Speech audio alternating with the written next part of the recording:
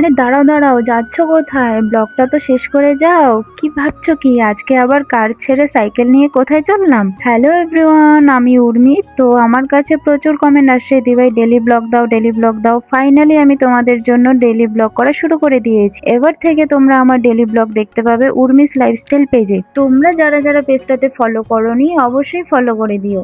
আর এইদিকে আমি সকাল সকাল ঘুম থেকে উঠে ব্রাশ করে চা খেয়ে নিয়েছি, আর মা পাস্তা রান্না করছিল। তারপর আমি ঘরে এসে বিছানা গুছাচ্ছি। আর এই কাজটা তো শুধু আমার কাজ না, প্রত্যেক মেয়েদের এটা ডেলিকার রুটিন। আর এই কম্বলটা এত ভারী যে গুছাতে গুছাতে হাঁপিয়ে যাচ্ছিলাম। তোমরা কারা কারা আমার মতো গরমের দিনেও কম্বল গায়ে দিয়ে ফ্যান চালাও কমেন্টে জানিও।